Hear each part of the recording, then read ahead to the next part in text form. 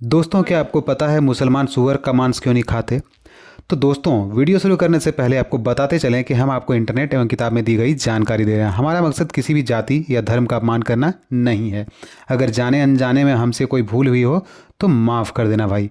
दोस्तों, जैसे कि हम सभी जानते हैं कि मुसलमान का खाना पीना, उठना बैठना, हर एक चीज़ दीन इस्लाम के मुताबिक होती है और ज़्यादातर मुसलमान अपनी ज़िंदगी दीन इस्लाम में दिए हुए तौर तरीके से ही गुजारना पसंद करते हैं। पर दोस्तों, क्या आपको पता है कि इस्लाम धर्म में मांस खाना जायज़ बताया गया है, लेकिन यहाँ भी कुछ शर्तें हैं। क्या चीज़ खाई जा सकती है, क्या चीज़ नहीं खाई जा सकती है।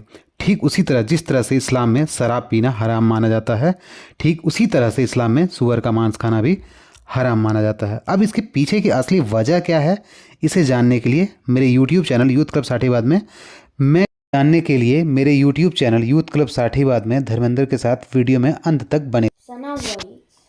हाँ, एक छोटी सी रिक्वेस्ट है, मेरे इस चैनल का सब्सक्राइब बटन दिख रहा होगा, उसे क्लिक कर लें और साइड में बेल आइकन भी दिख रहा होगा, उसे भी क्लिक कर लें ताकि आपको वीडियो मिले सबसे पहले। तो हम आपको बता दें कि मुसलमानों की सबसे पवित्र किताब कुरान पाक के सूरा 2 आयत 173, सूरा 5 आयत 3 के साथ साथ और भी कई आयतों के जरिए निर्देश दिया गया है कि मुसलमानों को ऐसे किसी भी जानवर का मांस नहीं खाना चाहिए जो हलाल ना हो। ऐसे में अब कौन सा जानवर है जो मुसलमान में हराम बताया गया है? दोस्तों, कुरान शरीफ में इस बात का जिक्र किया गया है कि मरे हुए जानवरों का मांस खाना हराम है। ऐसा जानवर जो किसी वजह से मर गया हो, चाहे एक्सीडेंट या फिर किसी बीमारी से, ऐसे मांस खाने से इस्लाम धर्म मानने वाले लोगों को मना ही किया गया है। तो दोस्तों, सूरा 5 आयत 3 में लिखा है कि उसमें तुम्हें केवल मना किया गया है मृत पशु सूअर का मांस और वो सब जिसमें अल्लाह के अलावा किसी और का नाम हो। हालांकि किसी की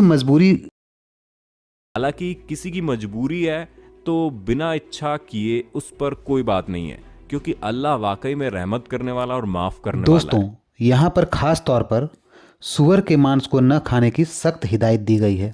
दोस्तों, क्या आपको पता है बाइबल में भी सूअर का मांस खाने की मनाही है और बुक्स ऑफ लेविटिक्स के चैप्टर नंबर 11 और वर्स 7 में सूअर को न खाने का उल्लेख है।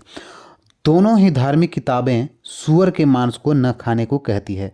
तो दोस्तों, इस चीज का जवाब सूअर के कैरेक्टर में छुपा हुआ है, क्योंकि सूअर एक मौका परस्त जानवर है जो कुछ भी मिलने पर खा लेता है, फिर चाहे वो पेड़ पौधे हो या फिर मरे हुए जानवर का सड़ता हुआ मांस हो या फिर मल ही क्यों ना हो। सूअर को किसी भी चीज से कोई फर्क नहीं पड़ता और वो हर एक चीज का सेवन कर लेता है। जी हाँ, विकसित देशों में सूअर भले ही साफ जगहों पर पाले जाते हों, लेकिन उनमें एक दूसरे का मल खाने की आशंका बनी रहती है, क्योंकि ये चीज उनकी फितरत में होती है।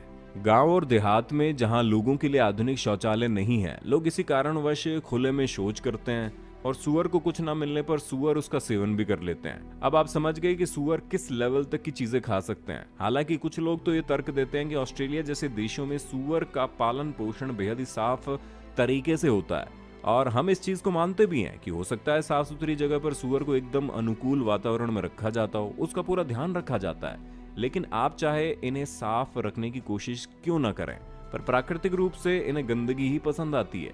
अब आप इसे ऐसे समझिए कि भला आप बिल्ली के सामने दूध रख दें और ये उम्मीद तो नहीं कर सकते ना कि वो उसे छोड़ देगी, क्योंकि बिल्ली की फितरत में ही दूध को पीना होता है। ठीक इसी तरह गंदे वातावरण में सूअर का रहना इतनी मजबूरी नहीं है, बल्कि उसकी फितरत है।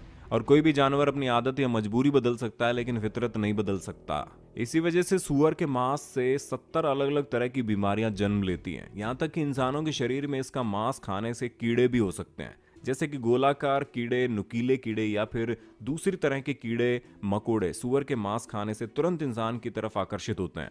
पर इन सभी में सबसे ज्यादा खतरनाक टैप वॉर्म है। ये एक बहुत ही लंबा कीड़ा होता है, आंतों में रहता है। इसके अंडे खून में जाकर शरीर के लगभग सभी अंगों में पहुंच जाते हैं। यहाँ तक कि अगर ये कीड़ा दिमाग में चला गया तो इंसान की याददाश्त चली जाती है। अगर ये दिल में चला जाए तो इंसान के दिल की धड़कनों की गति में गड़बड़ी करने लगता है। अगर ये आंखों में चला जाए तो उसे देखने की क्षमता कम हो जाती है। ठीक इसी प्रकार शरीर के बाकी अंगों को भी नुकसान पहुंचाने में कोई कसर नहीं छोड़ता। अब आप सोच लीजिए, मात्र सूअर खाने से आपको कितनी ज्यादा परेशानी झेलनी पड़ सकती है। फिर चाहे आप सूअर का मांस कच्चा खाएं या फिर इसे पकाकर खाएं, सूअर के मांस में जो खतरनाक कीड़े रहते हैं वो पकाने पर नष्ट नहीं होते।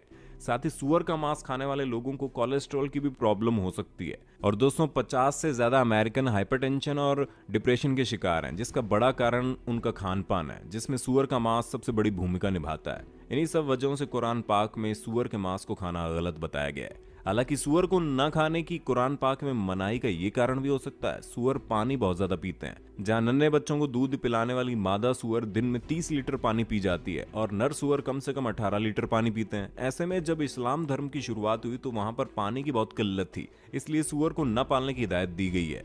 तो दोस्तों हमें पूरी उम्मीद है कि इस वीडियो में आप सभी के सवालों का जवाब मिल गया होगा। बाकी आपका इस विषय पर क्या कहना है कमेंट में बताइए और ऐसे इंटरेस्टिंग वीडियोस को लगातार देख